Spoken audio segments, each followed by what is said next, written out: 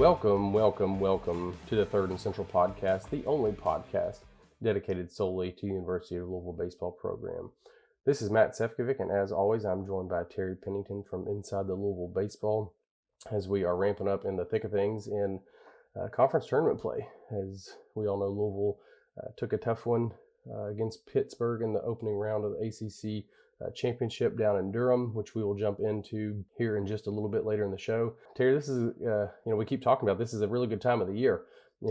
For me, I'm a night owl. I don't sleep. So this is especially a good time for me because I can lay in bed at, midnight and there's still college baseball on, and good college baseball at that, ACC and SEC after dark and all that from delays and whatnot going on. So love this time of the year.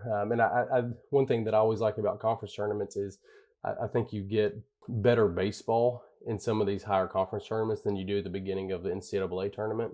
When you've got SEC teams all together, the ACC teams all together.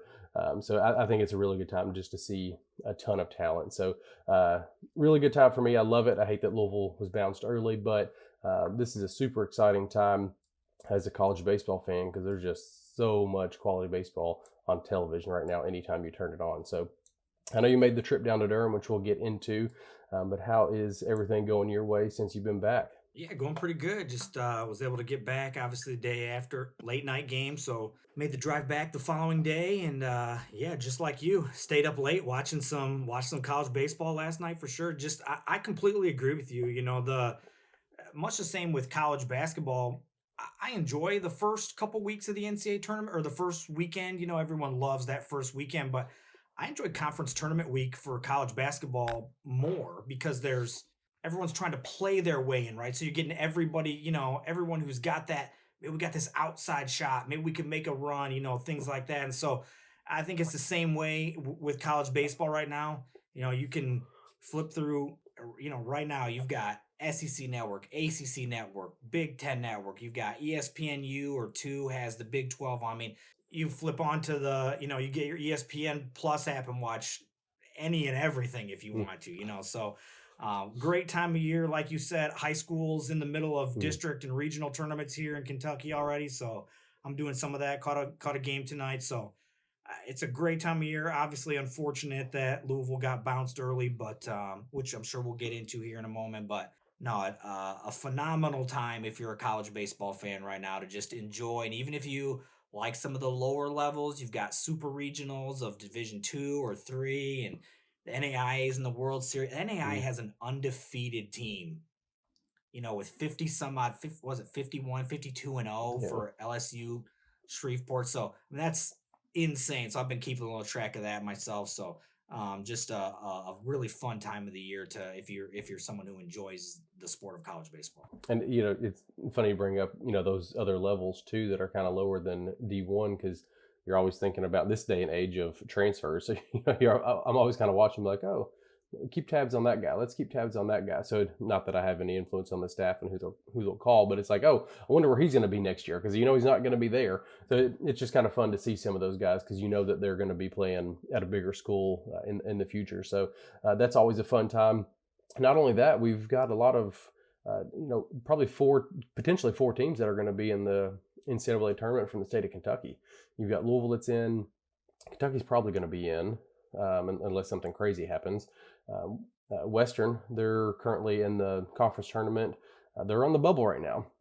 It's going to be, if they don't win the conference tournament, they're going to be sweating it out come selection Monday. And then you've got Murray State, who's the 1 seed and going through their conference tournament right now. So, locally here in the Bluegrass, we've got 4 teams that could be in the big dance, that's exciting because, normally we hear those stories in basketball, but you don't get to see as much of that in baseball here. So I think that's exciting that not only Louisville and Kentucky succeeding, we're seeing some of the other schools too. So just some, I always cheer for Western or Murray, Northern, whoever it is. If you can get one of those teams from our state to sneak into the tournament, I'm always going to cheer for them. So it's just exciting to see those other small schools try to make their run through their conference tournaments as well.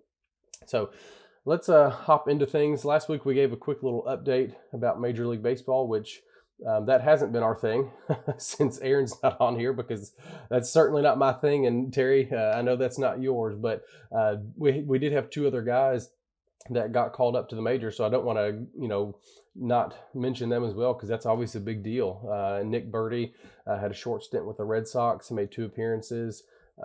Didn't give up a run in a couple innings that he threw. He was optioned back down to AAA. To bring Walker Buehler back up, but just exciting for Birdie to get another opportunity at the big leagues. He's had a long road, and talk about long road. Nick Solak got called back up. He's with the Pirates, and he's been spending time over at first base. So kudos and shout out to those two guys. Continue to represent the Ville. So just anytime you get to see any former Louisville players, it's a good day when they make it up to the big leagues. So. Let's jump on over to the current team. And as the conference just wrapped up, so did the conference awards and the player of the year and all that good stuff. We had a couple guys listed on the first team All-ACC. Lucas Moore and Zion Rose made first team. Eddie King Jr. made the second team, and freshman Tague Davis made the third team. So just a huge honor for all those guys. Every one of them deserved it. I could have seen Eddie, sneak up to the first team, but when you've got 2 of the other outfielders that you're competing against, it's hard to have an entire Louisville outfield as the first team All-ACC. And Tague Davis, I think, could have easily been up a line to the second team, but the performance he put on this year, him and Ethan Eberle were also named to the all freshman ACC team. So just huge shout out to those guys. They were all very deserving. I think all those names we've talked about this season numerous times throughout the year on this podcast. So, just very, very deserving of the awards that they were handed down to them this year. One of the things that's so fun about that when you kind of read through those names and those guys on that list is that when you look forward to what next year can be, could be, and I know we're in the middle of postseason baseball starting up right now, but all but one of those guys, could be back next year. You never want to assume someone's going to return in this day and age, but a lot of excitement to build forward with some of these guys that had exceptional years. And when you look at, Dan talks about all the time, okay, he wants to, and it has been a developmental program for so long. And I know that's a little bit harder now just with roster turnover and things like that. But when you look at the steps forward some of these guys have taken, like a Lucas Moore, and the development that kid has shown from year 1 to year 2, man, hard not to be excited about what the future could hold, not just for him, but also for some of these freshmen who, even if they weren't, on that all ACC freshman team or anything like that, like a Tague or like an Ethan. And I thought maybe even Jake Schweitzer was a good, a guy that could have been on that freshman team as well. Lot of opportunity to just look forward and think, oh man, this has the makings of something special going forward as well, just with the youngsters on this roster. No, that's a good point. You look up and down the roster and who, you just kind of start thinking about the future and next year and who could be back and who won't be back. I think there's a lot to be excited about, which we'll definitely jump into that whenever the season ends, which hopefully that's a long way down the road from now. But yeah, I mean, if you're somebody that does that and just looking at them down the roster and, looking at the freshman, sophomore, and who could potentially be back, I mean, this Louisville program has the potential to be pretty special in the coming years ahead, because there's a lot of young talent on this team. I do want to give a reference point, like we always do, as we jump into the resume, because there's a lot of baseball that's continuing to be played across the country. So these numbers that I'm going to tell you, they're probably going to change by the time we hit stop recording tonight. But as of right now, obviously the record's not going to change, but the record is 35-21, where Louisville sits. They finished the season 15-15 in conference play. Their RPI currently sits at 30. Strength of schedule sits at 23. ELO has been, harsh. Dropped down to 47.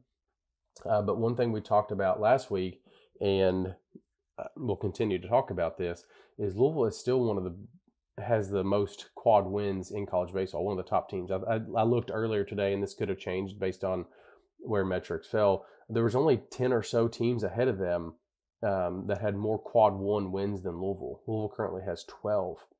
Obviously, that could go up or down depending on what happens, but that just kind of shows you, they're in the conversation with the LSUs and the Tennessees and the Florida States and the Ole Misses. That's the conversation they're in with the amount of high quality wins that they have this season. So there's been some frustrations, and we're going to talk about those. But they've had some highs of highs. I mean, you beat Texas. You've won series at North Carolina or against North Carolina. You won a series against Florida State. I mean, this team has shown a lot of promise this year. So we'll talk about all that. But I think that's something to throw out there. You see people on Twitter that are saying, "Oh, Louisville's not going to make the tournament. They lost to Pittsburgh." If you look up and down this resume and who this team has beat and where they sit, I mean, could they have fallen to a 3 seed? Maybe. Baseball America currently has Louisville as a 3 seed after they got beat Pittsburgh in Baton Rouge. I think they had Baton Rouge as the number 3 overall. Is that correct? If I'm not mistaken. So they had top 5, somewhere in that 3 to 5 somewhere. Yeah. Okay. So they had Louisville going down to Baton Rouge. They would have played Cincinnati. Cincinnati was the 2 seed. Louisville's the 3. And I think Kent State was the 4, which you talk about storylines. You've got Cade McClure, who was a pitcher at Louisville. He's assistant coach at Kent State. Same thing with Zeke Pinkham. He was an assistant, or he played here, and he's an assistant coach at Kent State. And then Cincinnati, who's a longtime rival of ours, we played this year. So there'd be a lot of storylines. I'm not saying that's going to happen, but there'd be a fun regional down there in Baton Rouge. This little team, they could fall to a 3 seed, but they're in the tournament. So the people that are saying that this team isn't going to be in the tournament, that's just not factual. This is a tournament team. I think they're probably going to hang on to a 2 seed just because when you look at their entire body of work from the year, beginning of the year till now, just the quality wins that they have, I think it's going to be tough to move them to the 3 line. But that's currently where they sit. We're going to see tons of projections and stuff come out as the weekend progresses. But Louisville is in the tournament, in my opinion. They'll be a 2 seed. Terry, what are your thoughts? I mean, where do you see this team kind of landing as we get to Selection Monday? Man, it's really hard to project that. I mean, I don't consider myself a bracketologist or any of that stuff. I've got all the subscriptions, right? If D1 takes my money, Baseball America takes my money, all those different things. So I do rely on that as well. And obviously, when I'm out the ballpark, I am able to talk to a bunch of people, different writers that come different places and whatnot. They're going to be one of the last 2 to 3 twos, or they're going to be one of the first 2 to 3 threes. Yeah. It's going to be right in there. And so to me, really the only difference, because if you're a 2, you play a 3, and if you're a 3, you play a 2. Mm-hmm. So in terms of the matchup, you're playing the same quality of opponent either way.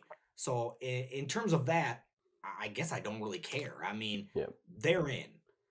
If you think they're not in, I mean, I don't know how many other ways to tell some of these people on X any more of this stuff than I do some other things. You have no idea what you're talking about. They're in. Stop worrying about it. No one's worried about it. No one in the baseball facility is worried about making the tournament. They're in. The only thing they need to worry about is where does our plane go? Or our bus. That's it. So the only question for me is, I think if they're a 2, Nashville is still a legitimate possibility. Mm-hmm. Even if you're a low 2, because Vanderbilt has continued to win. Mm-hmm. So they keep climbing. So it's not like Vanderbilt's some 14 or 15, on that one line. It's not like they're one of the last ones, and then they might feel like, they might be getting a favored under them by getting one of the last 2s.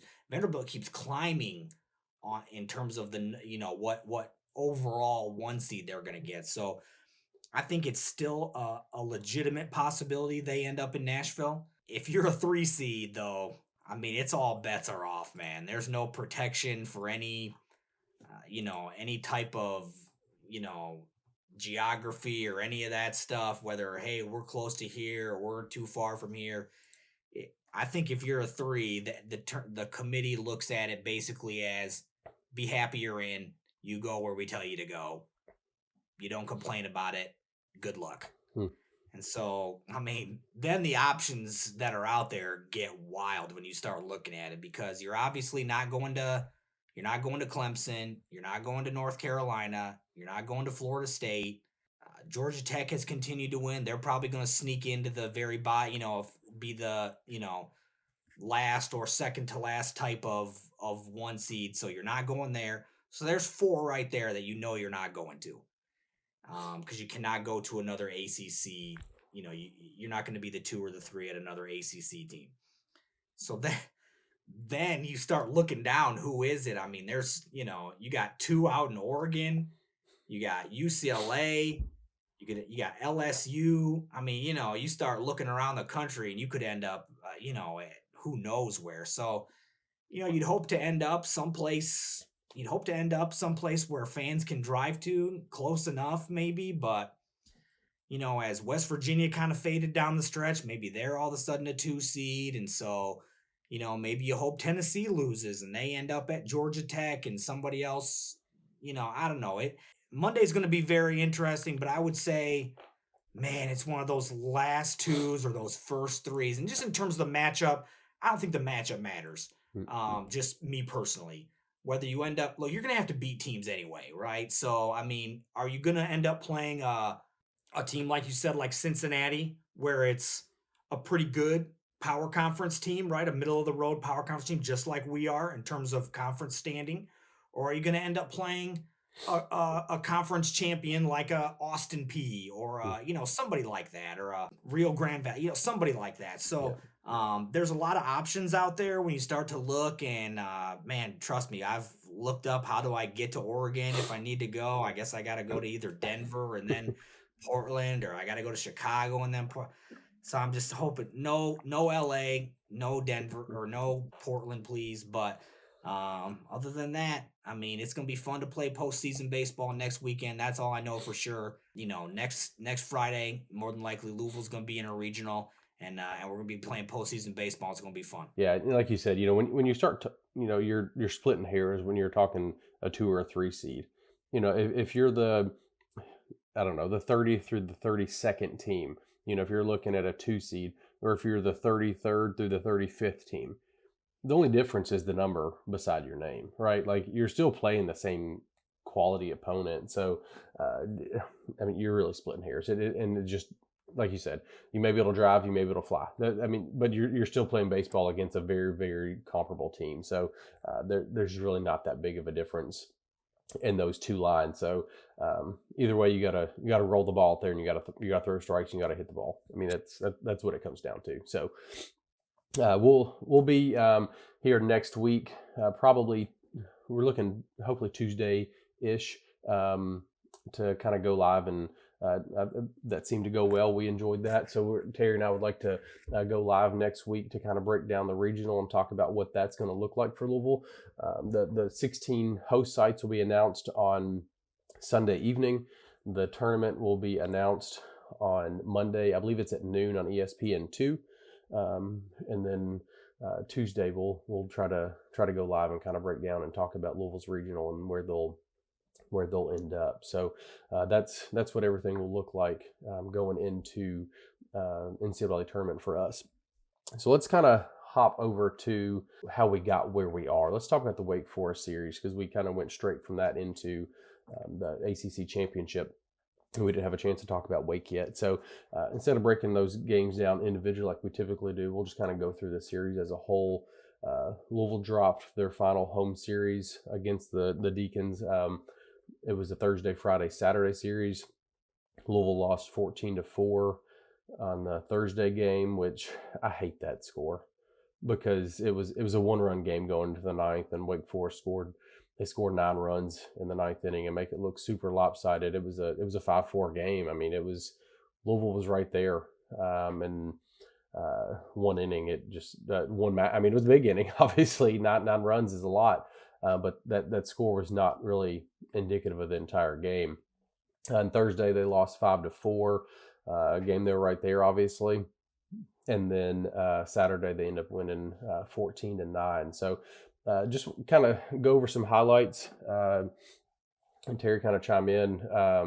But I think we talked about him for week in and week out. But Ethan Eberle again in the game on Thursday, he threw a career high, I guess season high. He's a freshman, so career and season high of 6 innings, and also a season high in strikeouts with 9. And that's I mean that this Wake Forest offense it's potent. I mean we saw it all weekend long. I mean they hit the ball and they hit the ball hard. But can't say enough about how he just got out there and battled for 6 innings. I think he gave up 3 runs, if I'm not mistaken. I don't have the scorecard in front of me, but you know, 6 innings, 3 runs against that type of team. Again, we keep saying this, to open the series against a quality opponent in conference play, and you throw a freshman out there, he continues to deliver. Like, I know we keep saying it, but he just keeps doing it, and every week he continues to impress me. Sometimes he'll start a little shaky and then he settles down. Anytime he gets in trouble, he just seems to pitch around it, and he keeps getting better as the year goes on. So I've been super excited to see Eberle continue to progress, and that's why you saw him receive the first team All-ACC. I mean, obviously the coaches around the league are picking up on it too. This is no secret. So happy for him, excited for his future in the red and black. I think fast forward to the next day, Tucker, he looked really good again. He starting to get stretched out a little bit more, which is good at this time of the year. That he can do that as we head into postseason play, because there's one thing about postseason baseball, especially postseason college baseball, is you can't have enough arms. So if you can get another inning out of your starter here or inning out of your starter there, that's just less bullpen innings that you obviously have to find from somewhere. So just seeing Tucker continue to get stretched out and pitch to contact the way he is, that's been huge for Louisville and for him over the past couple weekends. One thing I do want to talk about is, we've talked about this quite a bit, is the walks. And when you look at this series, and I know we'll talk about it with the Pittsburgh game too, but when you look at the series against Wake Forest, I looked at the starters. So our starters in those 3 games threw 16 innings. They walked 4 batters. Our relievers threw 11 innings and walked 8 batters.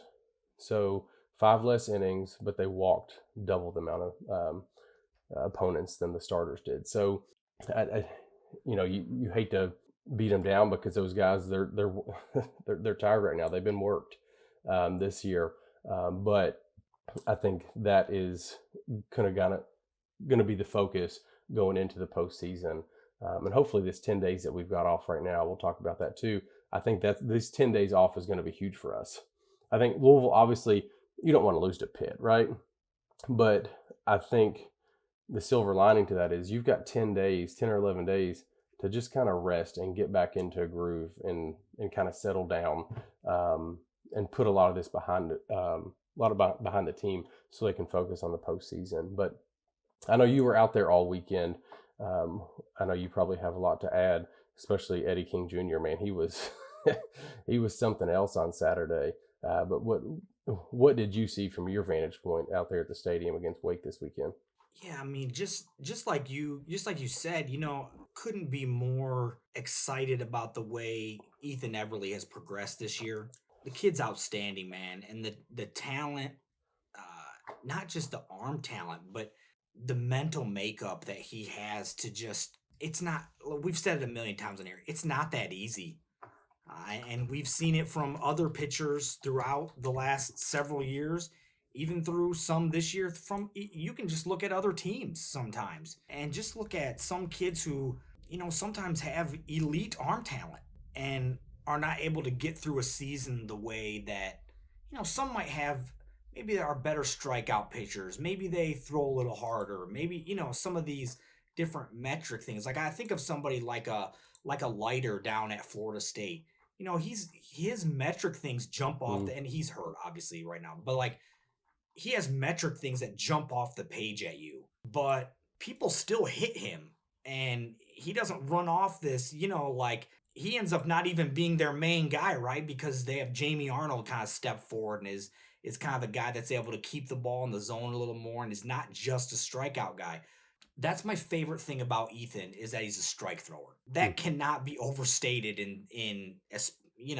you alluded to the walks and the things like that. And like you said, I'm sure we'll get into some of that here in a little bit. But these guys that just pound the ball in the zone, you can't place a value on them. I mean, it's been a season saver for Louisville baseball to have Ethan Eberle step up the way he has. So, I mean, complete Mhm. hat tip to Ethan. Legitimately right here. I mean, the guy's been absolutely fantastic. We talked about it earlier. First team, freshman all ACC. I mean, well deserved, fantastic regular season. And, the kid's going to get the ball flipped to him next weekend in a regional. How awesome, man. I mean, last year he's pitching at Normal High School in Illinois, and I just so crazy. When the year starts, there's no way he thinks this is the way it's going to go, even in his wildest dreams. And so just love it for him. Great kid. And just couldn't be more excited for him and the success that he's had. He deserved a little I better just than looked what he up. got. Oh, go ahead. I just looked up because I was curious for myself. He was the 111th ranked left-handed pitcher in his class, and this dude's the Friday night starter for Louisville in his freshman season. So um, I think that just goes to show, the work that he's put in and what he's done this season to get to this point. Because, like you said, he, not 11th, 111th. He didn't come here with the expectation that he was going to be a Friday night starter for an ACC program, but this is where we are, and he just continues to deliver. We talk about it every week, but it's super impressive to see him continue to go out there week after week and pound the strike zone the way he's doing it against and again and it's not like we're playing Boston College every weekend or the bottom feeders. I mean, he's doing this against Wake Forest, against Georgia Tech, who's going to host a regional probably. I mean, he's doing this against some of the best teams out there in the conference, also in the country, and just continues to deliver. So, like you said, hat tip to Ethan because just a huge season. And if it wasn't for him, we may be having a much different conversation right now.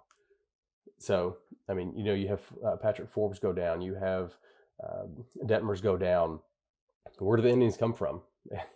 None other than Ethan Eberle. Who expected that? But man, he's been terrific all season long.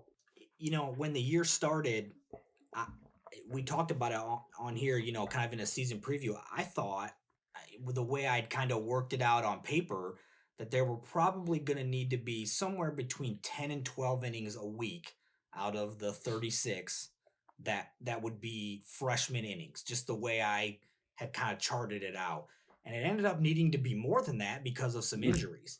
And so Yeah. when you even 10 to 12 is a lot. Just in terms of just relying on kids to throw strikes, relying on them to stay healthy, just relying on that you've got to ride the waves with them. And that's the thing that's been so crazy about Ethan is there haven't been many waves. There's been a Mhm. couple here and there, but the thing that again that I keep pointing to is the mental makeup. He, Ethan has a bad ending, he goes right back to the mound and he's just right back to work. I mean, Yeah. the kid is just he's just a flat line, man. I mean, he just ice in his veins, whatever you want to say. I mean, low heart rate, all that stuff. So, uh, love it for him. Love the development. Again, look, y'all might not want to hear it. Roger Williams done a great job with that kid. So, you can't have it both ways, right? You can't hate it. You can't hate it, and you can't love it at the same time. And so, um, phenomenal job with Hmm. Ethan. Ethan's obviously put the work in as well, and so like I said, you can't have it both ways. Hmm. He's either developing or he's not developing, right? And for all you guys out there on Twitter who want to talk, I mean, what are you going to say about that one? Because that's obviously in the plus column. The and Hmm. that gets multiple pluses. Hmm. So the thing is, as the weekend went forward, the rain comes, right? So we move the game up. Oh, Friday. That Friday could have been, could have, should have, right? So it's again, I've talked about a lot on here where baseball is so frustrating as a fan because it's the ultimate second guess game. I use that phrase a lot because you have the data, you can see anything Coach Mack sees, you can see. You can Hmm. find any data on righties versus righties, lefties, individual batters. It's all out there for you to find if you want it. And so if you want to second guess, you can second guess. Be my guest. That's fine. If you want to do it, feel free to do it. Do it on your own account. Don't do it on my account. Don't do it on the baseball account. Also, I'll say it again. Should should we have bunted after the leadoff double? I mean, I was up there saying bunt in my seat in the top of section 203 because that's the way Dan plays. Hmm. Always has, right? And so I think that's what made it kind of a talking point was that that's the way he's always gone about it. And so you just assume that that's what he's going to do there. But there were a couple different things at play there. There was, I believe Lucas was in the box. Is that correct? Hmm. And so that's your best hitter average wise. So you don't want to take the bat out of his hand, which I get. You put a pinch runner in, right? And so Dan says afterwards, because I asked him point blank, no bunt. I mean, I think actually Jody Demling asked him about, the way the inning went. And Dan said, well, we're looking to either, he said, I know we're going to do one of these things. We're going to move the baseball to the right side, which is going to allow him to advance. We're going to move it to the outfield, which is going to allow him to advance, or we're going to steal a base. And none of those three things happened. And so when I asked the way he said it, I thought that he maybe was second guessing himself on the way that he kind of approached it. And so I asked him, is that, when you're looking back at it now, hindsight's 2020, you want to bunt? And he said, no, I look back at it and think, let's move the baseball or let's steal a base. And look, he was not pleased with just the way that situation went down. I'll just say it that way. I don't want to get too much into it. He was not pleased with the way that situation went down. That was not executed very well, particularly on the base paths. It's got to be better than that. And Dan knows it. Hmm. And Dan was very adamant about it afterwards, and the kids knew it. And so, in that sense, look, if I'm coaching, I would have bunted. That's just me. I mean, that's just me. But I will say this: it's not like we're some magicians with the bat in the batter's box bunting the baseball. I mean, we have not shown some. We don't have Lucas is a pretty good bunter, so Hmm. I'll say that. But there are some other times throughout the season where there's been some times where we need to get to bunt down that has not been our forte. I personally thought Lucas handles the bat really well. Hmm. Lucas is going to put like he always does, even if he hits a two hopper to second base, he's going to make you feel it. He makes you think about it. You've got to hustle. So I just think if Lucas puts a bunt down the third baseline, number one, he moves the runner. Number two, the guy has to make the perfect play to get him. So that's the way I thought about it. Dan didn't see it that way, and that's fine. And that's the way baseball is with second guessing. So that was the inflection point in the game to me. Didn't go our way and ends up in a loss and the first series loss at home when we Hmm. take loss. I don't know. How did you kind of see the way that kind of situation played out? No, I was the same thing. I was watching at the house, and after they threw the first pitch, I was like, "Whoa, wait a minute, we're not bunting." And so I'm texting. I'm like, "Bunt, bunt, bunt, bunt, bunt," and obviously we didn't. And I think you said it best when you mentioned, I think the reason we and fans saw it as a situation they would have liked to seen a bunt is because that is typically what this coaching staff does. Right now, there's some coaching staff that they don't bunt. They're not going to in that situation. That's just not who they are. That's not who their team is. So you wouldn't expect it. I just thought that in that situation, that's what we were going to do. Like you said, we haven't been the best bunting team this season, but you've got a guy in the box that is that handles the bat as well or better than anybody on your entire roster. So I thought it was a situation where we probably would, because I mean, let's be honest, even if he drops down a bad bunt, he could probably still run it out. I mean, he doesn't have to bunt perfectly, and that's not his goal anyways. But he puts that kind of pressure on you. So I thought that's what was going to happen with him coming to the plate. For those that didn't see and aren't familiar with the situation, Louisville's down 5-4. Like we said, got a runner on second base, a leadoff double from Tague Tyson. Lucas Moore came in up to the plate. He flew out, and then we had a strikeout, and I think they intentionally walked Zion, and then a ground out to end the game. So we just weren't able to move the leadoff double up after that. So yeah, but I'm with you. I think I bunt there 10 out of 10 times. The thing about it that makes you second guess it a little more is there have been times throughout the year, where you'll see him try to bunt a guy to second base with one out. Mm-hmm. And so that's the part of it that makes me think. And again, I'm not. That's just me. That's just what I would do. And I would not have. Again, I understand exactly what Dan's saying. I don't want to take the bat out of Lucas's hand. He handles. Lucas is able to move the baseball very well. He's your best average hitter on the team. Let's let him swing, or we're going to steal a base, right? And so it just. I don't even necessarily want to say that it was the wrong call, because that's not what I mean. It just. The call he made was not executed. That's really just what it comes down to. And just for me, because the way that I think that we're both saying, or what we're both saying is, because of the way they traditionally play baseball here, that seemed like a bunt situation. Yeah. And you have the right guy up there to bunt. All he needs to do to move the runner to third base is get the ball to the third base side of the mound. Anywhere on the third base side, and it gets the runner to third base.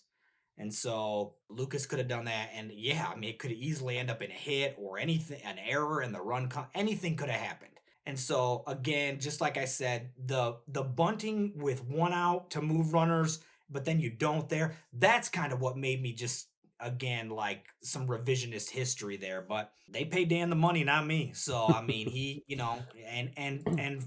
and for the record, give him credit. He stood right there and told you why he did it, what he did, and he said he'd do it again, because it just has to be. He didn't think it was the wrong call. It just has to be executed. Now, I mean, for sure, what he called was not executed, and that's the way it goes. Sometimes it works out, sometimes it doesn't, and that time it just unfortunately did not. Yeah, and we were talking before we hopped on to record here, and just not just the one-run games, but the one play games, that Louisville has been on the wrong side of this year. I know Kentucky fans feel that a lot worse than we do, because they struggle this year in one-run games. But you look at that game on Friday, Louisville lost by a run down at Georgia Tech. Eddie King Jr. was robbed of the 3-run home run. That's a win in that game, and that wins the series. You look at the Bellarmine game. You've got the ball that was caught at the wall. That could have been another win right there.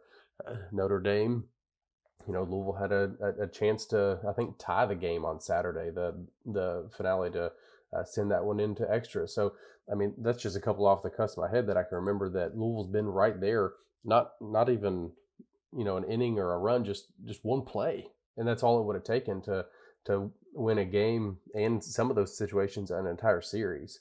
And then that's a much different conversation that we're having right now, if that's the case. Virginia Tech Friday night. Yeah. NC State Friday night. We'll get to it in a minute. Pittsburgh a couple nights ago. I mean, there's a lot of really, really close. I mean, this team is so close. So close. And it's just a play here, a play there. Is it maybe we don't quite pick up that 2-out hit, a couple, maybe a few too many walks, or whatever the case, an error, whatever it may be. And so, they're so close. And that's why the talent's there, man. It's not a talent issue. Dan said that the other night. There's no talent issue on this roster. It's just sometimes it's just baseball. And we've been the benefit of some, right? We've got, 5-6 walk-off wins. And so, we've been the benefit of some good breaks here and there to get us out of some trouble, but we've had some not go our way as well. And so, we'll hope for some good luck as we, and some, some execution at a real high level as we go forward and finish this season off. So let's talk about the finale in Wake Forest. We saw quite a bit better execution that game, right? As Louisville put up 14 runs, gave up 9, but 14 was plenty enough to pick up a win and take the game on Saturday as they headed into the tournament. But that was a kind of a home run derby to get that thing started.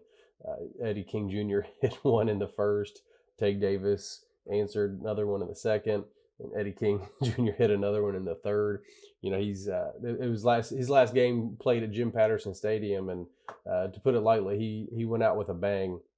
I think he had 3 RBIs, a couple home runs, a handful of hits. I mean, he put on a display in his final game at Jim Patterson Stadium. So it couldn't happen to a better person. So glad to see Eddie step up in a way where he, you don't see too many guys that are coming back, for their senior year in college baseball. Most of them choose to head onto the pro route. And we talked about this before the season started. I think we talked about it recently. Eddie has been a guy that over his career here, he's been able to put good weeks together, good months together, but never a full season together. And this year we've seen a full good season from Eddie King Jr. And man, he's been terrific this season. It's been really fun to watch just him continue to grow for 3 years now, and what he's been able to do and accomplish in his final season here. So really excited to see that. And Tague Davis hit his 18th home run of the season, which is obviously a lead or a record for Louisville freshmen. That guy has, man, just the future that he has here at Louisville is insane. I say that, and we all saw the article that came out from CL Brown today that offers are floating around. So that's just the world we live in. That's where we are.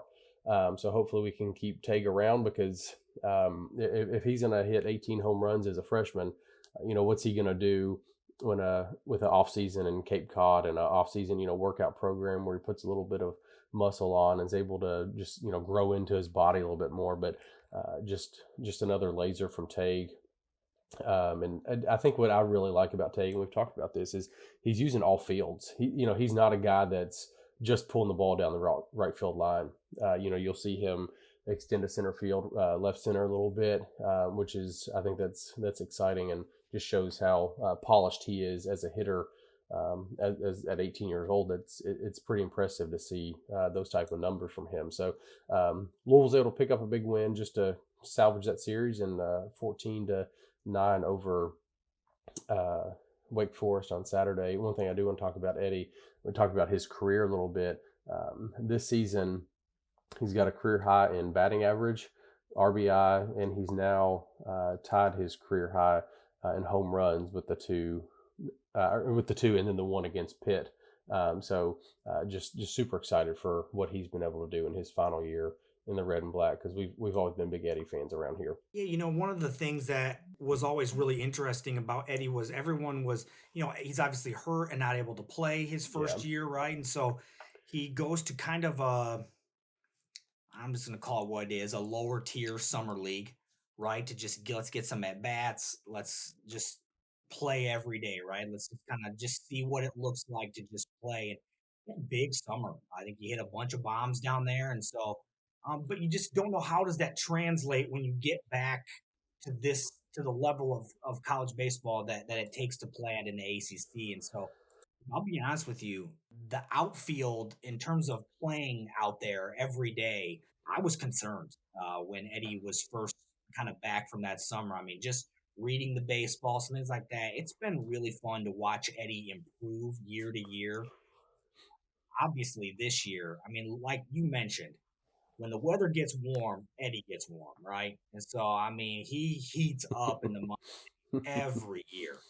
And so it's been really fun to watch him put the full season together. I think I might have said this on here before, but I was up at Grand Park in Indy last year, actually watching Brandon Shannon throw. He'll be here next year, but he was throwing up there in a summer game, and I was watching the game next to Coach Vrabel. It had just been announced that Eddie was coming back, and I was talking to him about the amount of guys they had in the outfield at that time. You've got Zion, you've got Lucas. You've got, was it Noel coming in right at the time Hmm. was slated Yep. coming. You've got Pike. You've got, I mean, like, you've got freshmen coming in. Where I'm like, man, you got a lot of dudes like, you know, Eddie too. Like, this is crazy. Like, you guys are gonna have some tough choices to make. You know what I'm saying? And he was like, yeah, but imagine if Eddie puts a full year together of what he's been able to do in May. And I was like, man, I mean, yeah, yeah, I mean, for sure. Like, everybody would like that, right? For sure. And like, to see that be able to come to fruition for him, like you said, couldn't be a better dude. I talked about his grade point average last week a little bit. And so obviously gets the Ali scholarship, and like, just again, the interaction, the way, if you're at the ballpark and you see Eddie, the way kids love Eddie and the way he interacts with them and sticks around, he'll sign everything, the fives, takes the full, anything these kids want to do, man, they love them some Eddie King Jr. And so I love watching these dudes interact with young fans and even just old fans, but particularly young fans who just want a glimpse or a touch or an autograph or whatever it is.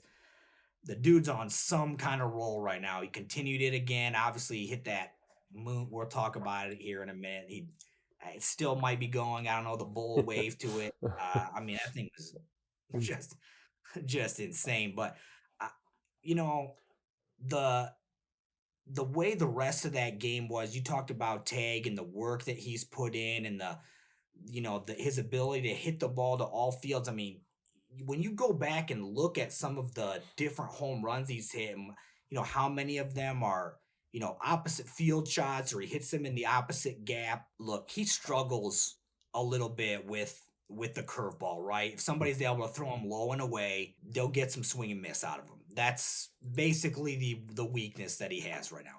And he's well aware of that. But think about this. You saw a lot of that same swing and miss and kind of wave at it. I'll just say we'll say that it's just kind of a wave. It's not a swing with conviction, right? You saw a lot of that same type of swing out of Lucas Moore last year on balls down and away.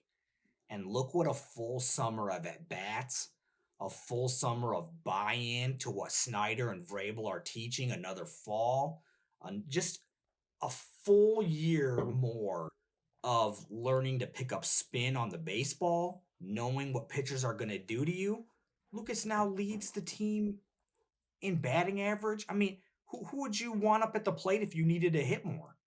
And so just think about that going forward with Tag. I mean, he's got a lot of tools in that toolbox right now, and he's only going to put more in. That's the thing. I mean, that kid is, I'm going to use the word bad. He's not bad, but that kid is at the bottom of what he's going to be right now. It's Hmm. only going to improve. And that's ridiculous, to be completely honest. I mean, this is the worst Tank Davis you're going to see. That's nuts. So just couldn't be more excited for that kid's future. Louisville hit a home run getting that kid to come to college. Obviously, he's grown up in a house with, baseball in his blood and whatnot. And so that kid gonna hit a lot more homers. We talked about, if you want to we talked about last week, you want the photo on the wall with long hair, short hair, whatever he wants to do. Get that thing ready. The kid's the real deal. Lot bright future for that young man. And so, as just like we talked about Eberle, there's a lot of stuff going forward, but a lot of those pieces still here right now to build on in the next week. Huge win. That was a huge win. We needed it. And I do just want to say, man, I thought it was big to get Forbes in a little bit of a groove there. Just going forward, let's let him continue to feel a little more comfortable. I don't know exactly what they're going to do rotation wise next weekend. Do you go Eberle and then Forbes? Do you go Forbes and then Eberle? We'll see what they want to do, but you got to feel really good with that 1-2 punch, and you can bring Tucker in behind him. You mentioned only the 4 walks, from those 3 guys on the weekend. You got to feel pretty good about that, and those guys' ability to throw some strikes, and especially as Patrick continues to feel more and more comfortable, the strikes, the amount of strikes he's been throwing, the percentages have continued to go up as he's continued to build up his pitch count. So That's a big storyline going forward. I don't think that can be overlooked. No, I agree. I think we learned a lot about a couple of those guys going into the postseason. Obviously, the ACC tournament was short lived and didn't get to kind of see some of that come to fruition. But I think the way, like you said, Tucker is kind of positioning himself. I think they got him into the rotation probably at the perfect time this season, because I think if you waited much longer, I think it would have been too late to really have him um, have the ability to get stretched out. But I think next weekend he's going to be well rested and ready to go. After I would say there's going to be a lot of these guys taking a break for these last 10 days. They're going to be practicing, they're going to be throwing, they're going to be doing their thing, but it's not going to be 100% full strength because they need some rest. I tweeted out the other day that I said they need to get healthy. That may not have been the best word, and not that we're 100% healthy, but we really just needed to get to get well rested. I mean, these guys have been worked like dogs this year. It's been baseball's a long season, man, and when you have some of the injuries that we've had this year, and everybody's having to throw a little bit more than they thought they would, or more than they anticipated. They've been overworked a little bit. That's part of it. That comes with the territory in baseball sometimes. So I think seeing Patrick and Tucker both getting stretched out, but also having some time to rest now and kind of regroup as we head into NCAA tournament. I think it's all that's coming kind of at the right time, and I hope we're well positioned as we do that. So let's talk about the ACC tournament. It was a tough one, but we're here to talk about it.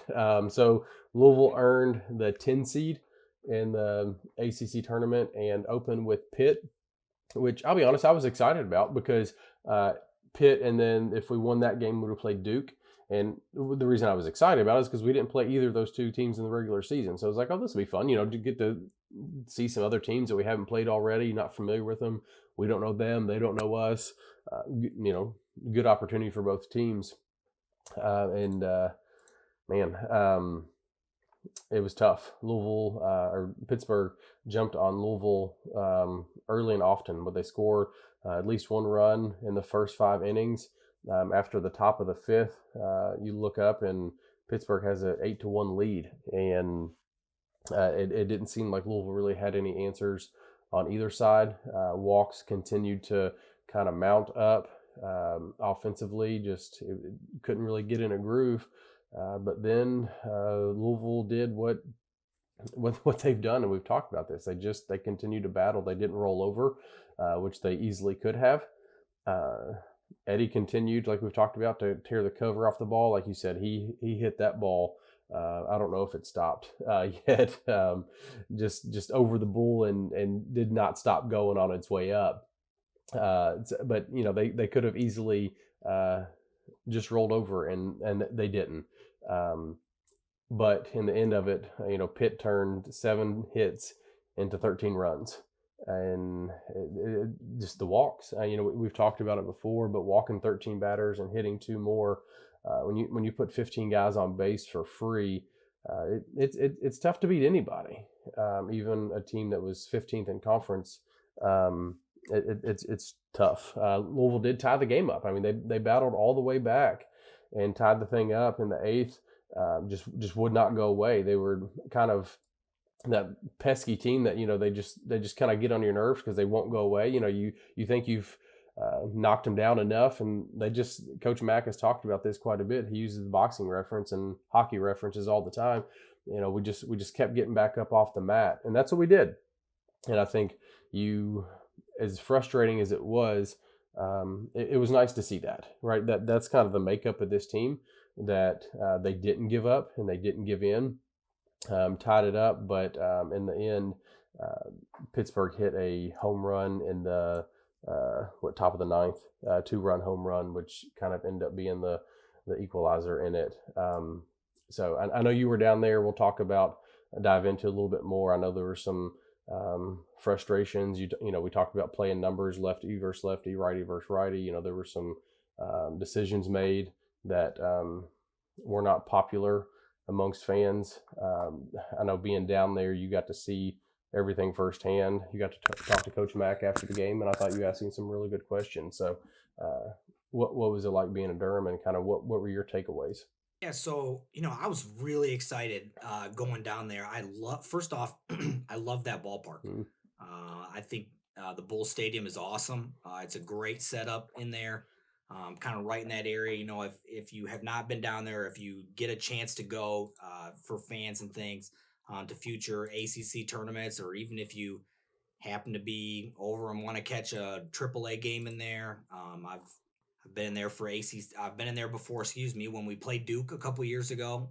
We talked about it last week, I think, when McCoy hit the mm, ball off the bricks out there in right field. I've been in there. I saw Nick Bennett pitch mm.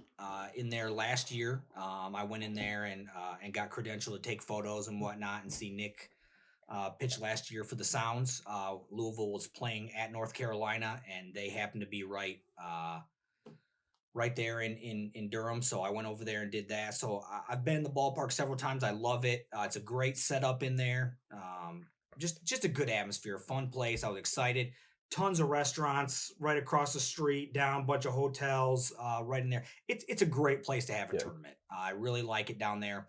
And I was excited for that. I was excited for the draw. I thought, 15 seed Pitt, 10 conference wins Mm, right yeah. now. They did hold their Friday starter for the game, right? So, and which, look, you can bicker about it if you want to. Look, I'd do it too if I were them. It's your only chance to make the NCAA tournament is to Hmm. go on a run. You got to save your ace, and you have to do it if you're them. So it is what it is. That's the way it goes. Guys do it in the other format too. They're going to do it in this tournament. And I got to tell you something. If you don't like it, like if you're a coach and you don't like that it's done that way, then win more games and get a bye. Period. I mean, that's just what it comes down to. If you don't like it, win more games and get a bye and face teams who have already played. I always use the Deion Sanders philosophy when it comes to situations like that. If you don't like us dancing, then don't let us in the end zone. Win more games. If you don't like the format, or if you don't like a team doing this or doing that, win more games and get a bye, and then you don't have to worry about it. No, I completely agree. And I mean, and look, and I know, and I'm not saying Coach Mack wasn't saying that. I mean, I'm just that's not. I don't want to infer that. I don't want anyone to take that the wrong way. I'm just saying there are some people who don't like the fact that teams do that.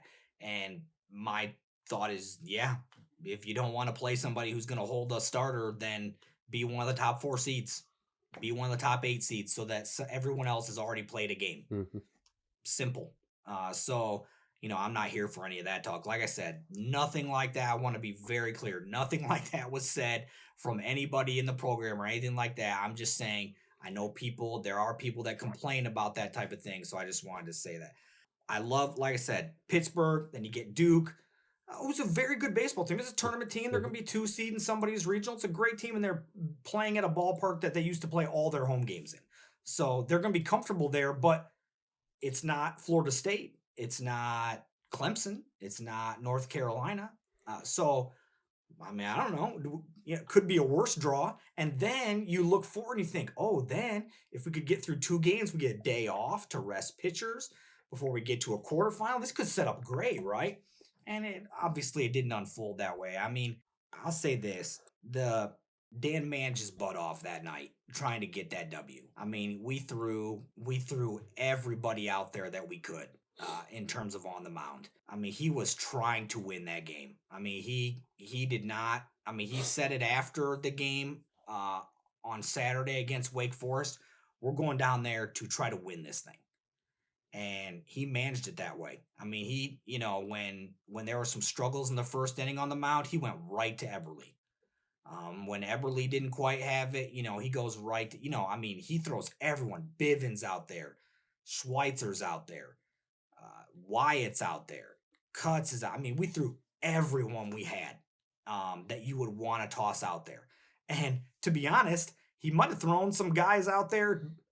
We probably would have been in trouble the following day just because we're starting to run out of arms.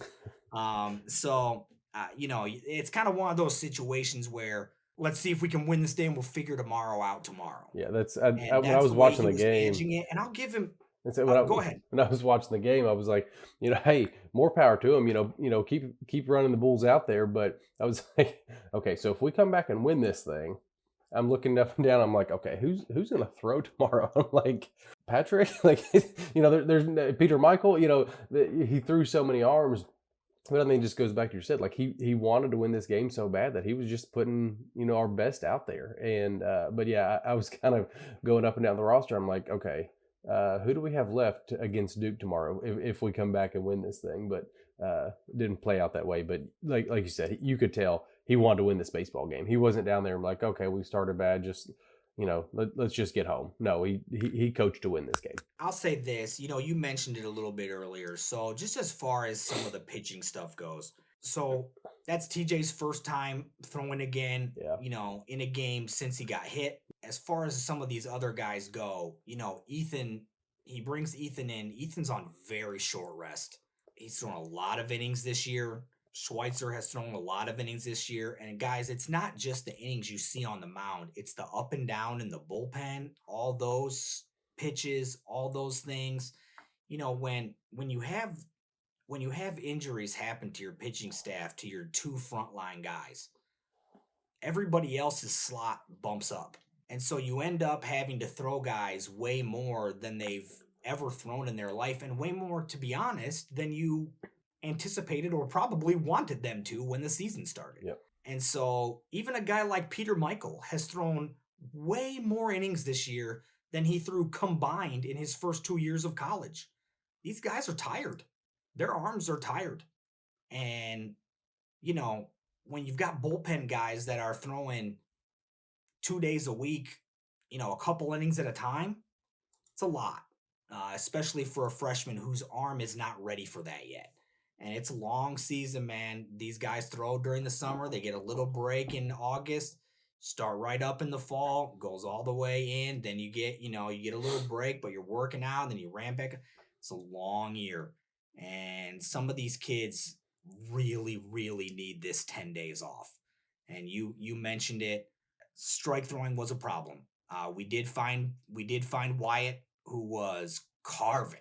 That kid was outstanding. I mean, Wyatt kept us in that baseball game and allowed us to rally. Yep. He does end up giving up the 3-run homer, but I mean, the kid was out of gas. I mean, he's never thrown that much. And again, you can't blame Dan for riding him, because he finally found a kid who's throwing strikes. He's been trying to find some guys to do it all night long, and he got one, and so you're going to ride him. You can't blame him for that.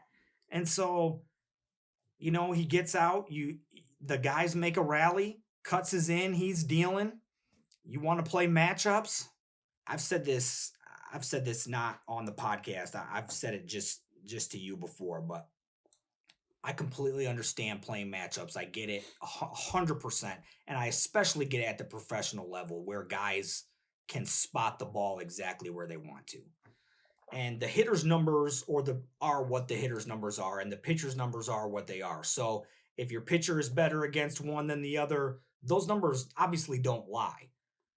But there's much more variation to the number, because college pitchers can't spot the ball exactly repeatedly like a professional pitcher can. That's where I have a problem with playing the numbers in that way. I personally am more of a gut feeling type of a guy when it comes to pitching and riding the hot hand, much the same way that he was doing earlier in the game with Wyatt. And so again, it all comes back to second guessing again, right? And so, if you're a fan or whatever the case may be, if you want to second guess, there's your chance, because it's a move to play matchups and it doesn't work. But if it works, no one says a word. That's why baseball's crazy. So, it could have just as easily been a ground out or a foul out. And again, hat tip to Pitt, man. They fouled off a few pitches and worked themselves into a count they liked, and they jumped it out of here. And so it ends up being, those kids fought so hard. And it wasn't just the pitching. There was, we weren't great behind the plate. We had at least one error in the field that cost us a run. We just weren't great. And matter of fact, we weren't good. And you don't win baseball games very often when you're not good. that's the way it went. And when I talked to Dan afterwards, and I told him, I said, some of the guys look tired. Some of the arms look tired. And the word I used was, would you concur with that? And I got some funny looks in the press room, I think, for using the word concur, from maybe some guys who, might need to get their education up. But I think he said maybe. He said maybe, he said it seems that way and it would explain the way that it's kind of gone the last month. And he mentioned it being, you get the 2 days, right? You get the day off, and you have to play the 2 games with Georgia Tech on Sunday. You've got a Tuesday game, and you go Thursday, Friday, Saturday. Then you've got 2 days off, and you play again. It's a lot of baseball in a very condensed amount of time for a lot of arms who have already thrown a lot of innings. And so you mix all that stuff together, and that's what happened. Yes, this team does lead the ACC in walks. Yes, it leads it in wild pitches.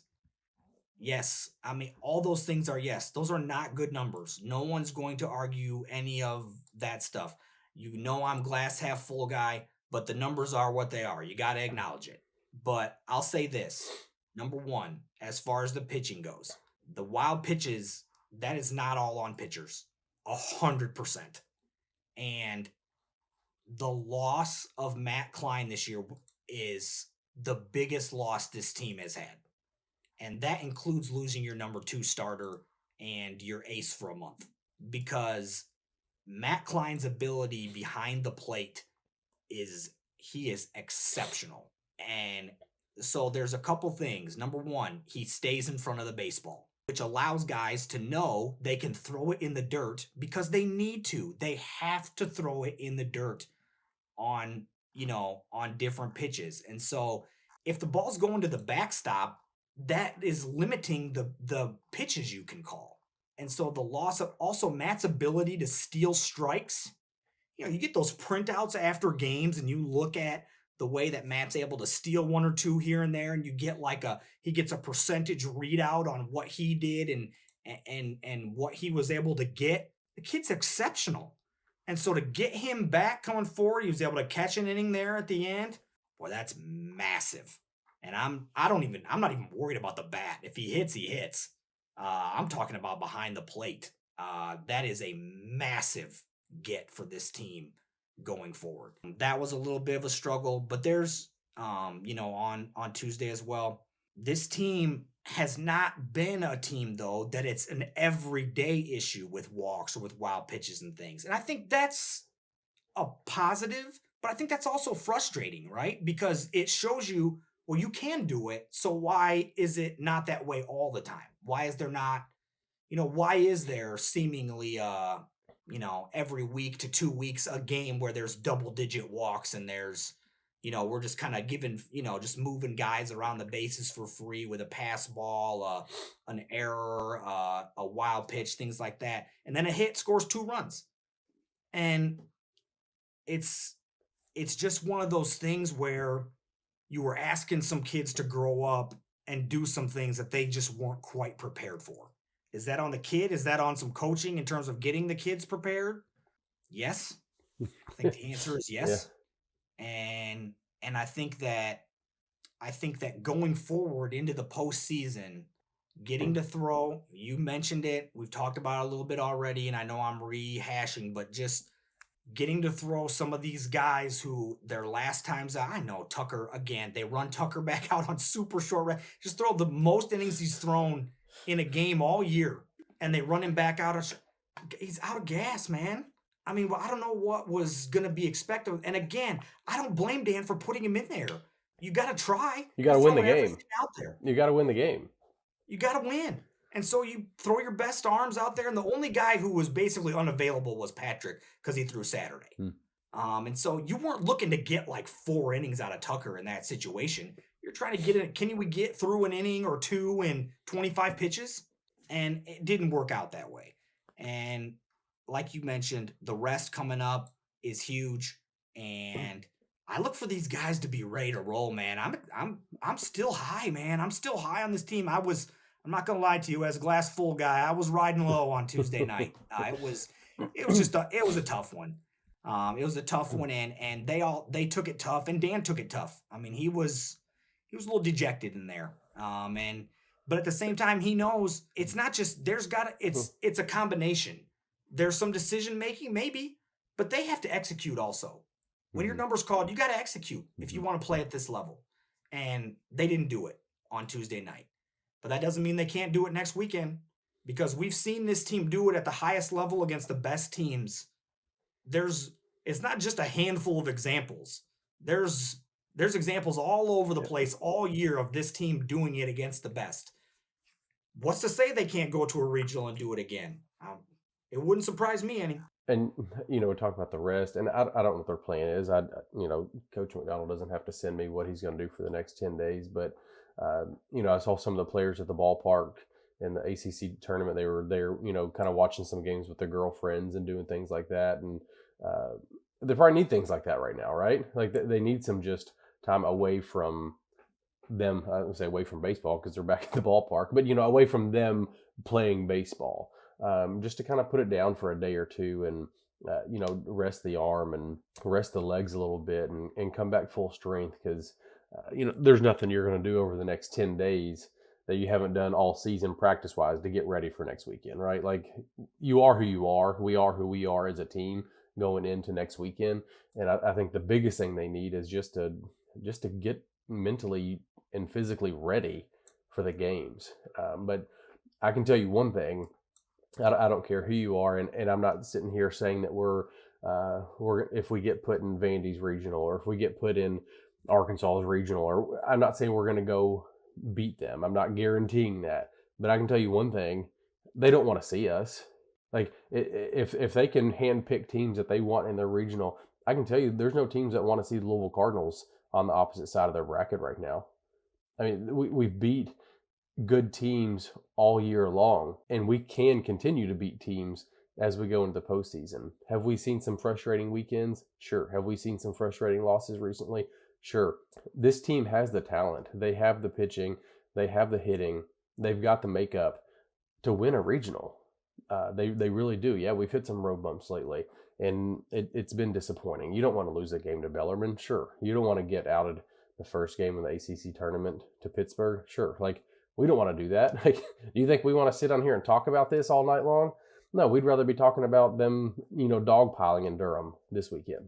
But I don't think that anyone is going to be excited if they look up at the bracket when it's released next Monday and Louisville's across from them. They're gonna be like, "Oh yes, we got a break there." Like that's not going to happen. So I think as frustrated as some of our fans have been, I think I think opposing fans are going to be just as upset to see us on the opposite line as them. So I'm excited to see where we go, right? Like, hopefully it's somewhere within driving distance or a bunch of our fans can get there.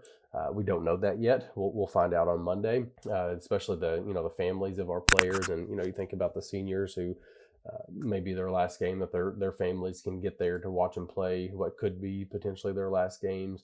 But I can tell you one thing: this team will be ready.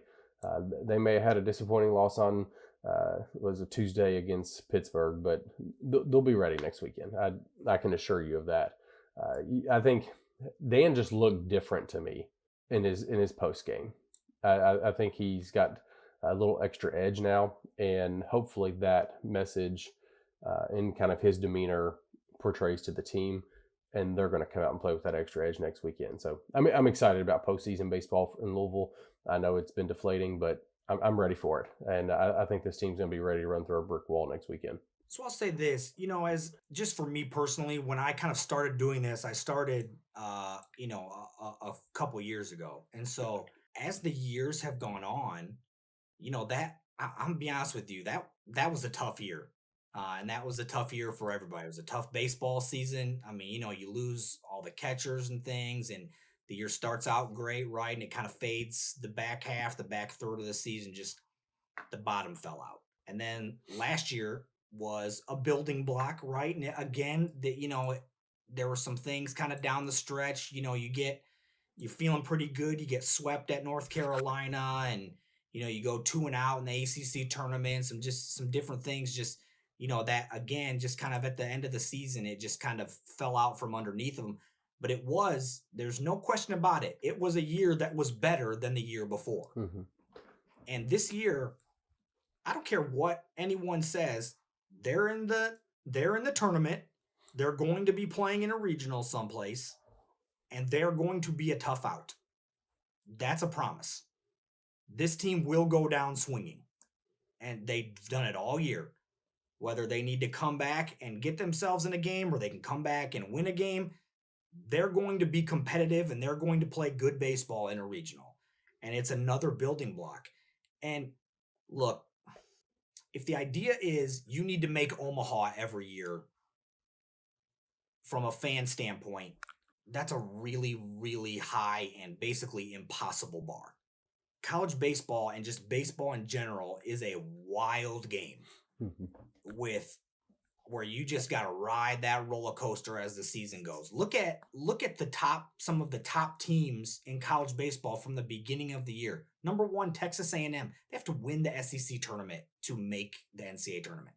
Look at Tennessee, who was number 1 at some points and was thought to be a regional host, right, for most of the season. And the bottom just fell out the last 6 weeks or so in the SEC.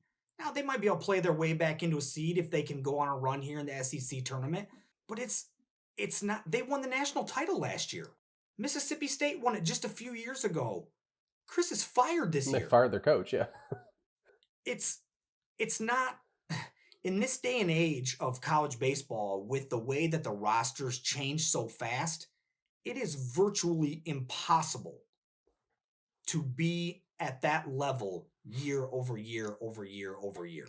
And that's why I said when LSU won it a couple years ago with this, just let's put together a Yankees type, Dodgers type roster, let's just pay everybody. And it worked, Mhm. right? It did work.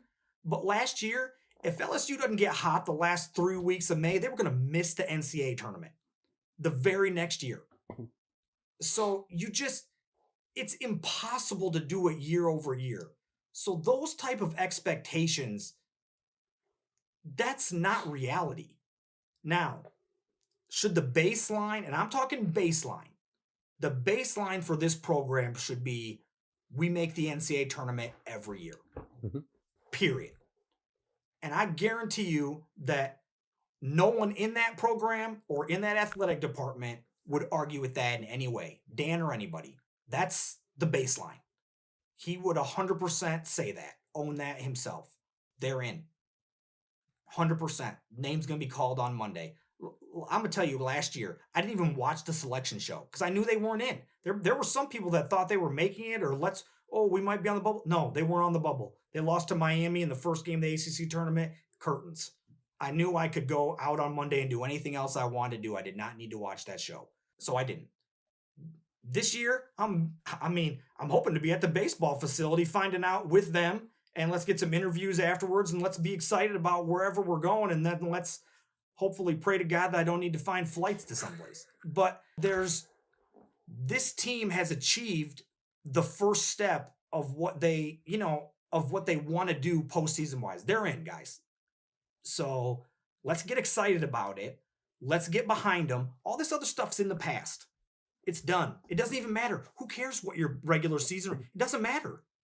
None of that stuff matters anymore.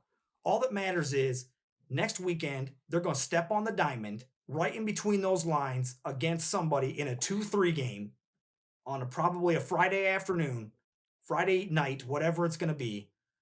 And we're going to throw more than likely Eberle or Forbes, and we're going to have a chance to pop ourselves into the winner's bracket of a regional. What's better than that? I'm pumped up about it, man. We can do it. And look, if we get Forbes back to being Forbes, look out. If that kid is an ace for the next 3 weeks, like he can be, if we get top end Patrick Forbes, you don't want to see us. I guarantee you that. You don't want to see us because that kid's top end is a top 20 draft pick. So, I'm just telling you, could they go 2 in barbecue? Yeah, they Sure. could. They could. And look, it happens. It happens to the best teams. Look at Texas A&M's girls softball team. They were the number 1 seed in the whole thing. vanquished by Liberty. It happens. But is this team primed and ready to make a huge step and make a run next weekend? I think so. I'm pumped up about it, man. I know Matt's pumped up about it too. Man, get behind these kids, man. Get behind them, support them. Not any of this other nonsense on Twitter of just I say it every week, fire this guy, whatever this. Please stop. Just like show support for the kids and for the team. Cheer for your team. Root for them. Like, you don't have to say every single thought that pops into your head.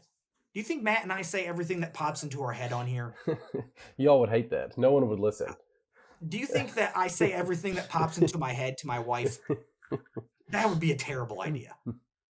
So, I mean, just let's use some discretion, but also like, and I know I more than anybody am behind them because I've built relationships with them. I built relationships with their families, and so I'm going to stick up for these kids probably more than just about anybody Hmm. that's not in their family. But these kids deserve it from fans. It's been a long year, and a lot of them have been asked to do things that they were probably not going to be asked to do if some of the situations would not have been gone the way they went. And so, we've got all these guys on all these ACC teams, and you've got Alex Alisei as a semifinalist for Hmm. the shortstop of the year. There's a lot of talent out here, man, and they've got more than enough to go into somebody's place and walk out with W. And I've said it on here before. There's nothing better than walking out of somebody else's place with a win. No, I think what excites me the most is even the fact that we've had some losses that we've talked about that we didn't want, the fans didn't want, the players don't want, the coaches don't want. Nobody wanted to lose those games, right? But the fact of the matter is, Monday afternoon at 12 p.m., when that bracket is announced, everybody's 0-0. It doesn't matter what you've done, how many balls you've thrown this year, how many home runs you've hit this year. Everybody in 0-0 at noon on Monday. That's all that matters. Ole Miss was the last team in the tournament a couple years ago. Last team. They were the last at-large berth in the NCAA tournament, and they won the College World Series. Am I saying Louisville's going to win the College World Series? That's not what I'm here to say. In 2019, Michigan was one of the last four in. They Mm-hmm. made it all the way to the final. They Yeah. didn't win, but they made it the last time Yeah. Louisville was there. They made it all. I was there in 2019, supporting the Wolverines and Louisville at the same time. It was amazing. One of the last four in. It happens, and it happens regular. Oral Roberts. Hmm. You can go all the way back go all the way back. Fresno Fresno State. State, yeah. It happens all the time in college baseball. So all you have to do is get hot at the right time.